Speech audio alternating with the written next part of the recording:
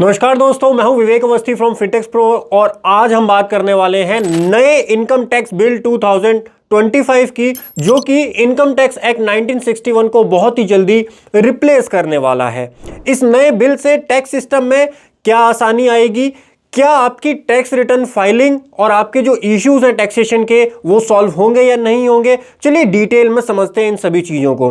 पुराने और नए इनकम टैक्स में डिफरेंस क्या है, जो नया इनकम टैक्स 2025 आएगा इसमें क्या फर्क होगा। देखिए, कंसेप्चुअली कोई फर्क नहीं है। जो एग्जम्पशन, जो डिडक्शंस आपको पहले मिलती थी, जो इनकम टैक्स के रेट आपके पहले लगते थे वही लगेंगे, उसमें कोई चेंज नहीं है। स्ट्रक्चरल चेंजेस हुए हैं।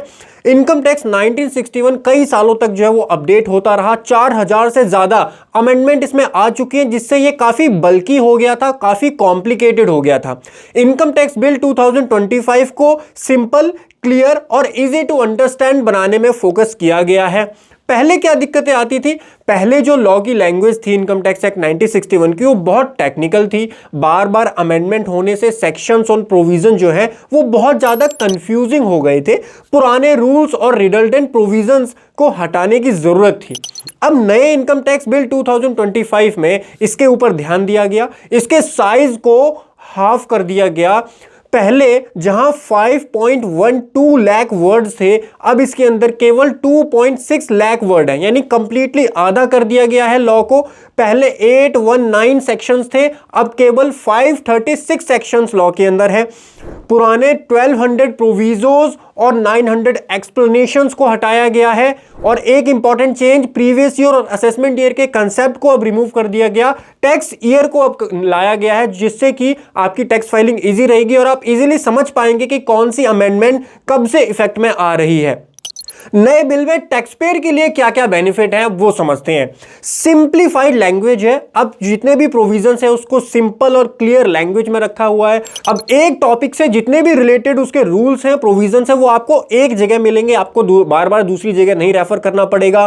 टेबल्स और फॉर्मूले का यूज किया गया है, जैसे टैक्स रेट, डिडक्शन और एग्जम्पशन को टेबल के थ्रू अब समझाया गया है। टीडीएस और टीसीएस के जो प्रोविजंस है वो भी अब टेबल फॉर्म में रखे गए हैं, जिससे आप इजीली उसके रेट और कंडीशंस को देख पाएं और समझ पाएं। सैलरीड एम्प्लॉय के लिए सारी सैलरी रिलेटेड प्रोविजंस एक ही चैप्टर में रखे गए हैं, जिससे इजीली आप आसानी से उन्हें समझ सके। और जितने भी रिडल्डेंट प्रोविजंस थे, जो आज की डेट में यूज के नहीं थे, बस लॉ में लिखे हुए थे, उनको हटाया गया है। जैसे सेक्शन 10A, जो फ्री ट्रेड जोन इंडस्ट्री को दी जाने वाली छूट थी, जो कि 2012 में ऑलरेडी बंद हो चुकी है, लेकिन लॉ के अंदर अभी भी लिखी हुई थी। तो इस तरीके से कई सारे रिडल्डेंट प्रोविजन लॉ से रिमूव किए गए हैं। कई पुराने प्रोसीजरल लॉ को भी सिंप्लीफाई किया गया है और सिंपल टर्म्स में लिखा हुआ है। नए बिल का जो ऑब्जेक्टिव है वो क्या है, देखिए, सिंपल और लॉजिकल टैक्स सिस्टम को बनाना, जिससे प्रोफेशनल ही नहीं, आम लोग भी इनकम टैक्स एक्ट को आसानी से समझ सकें।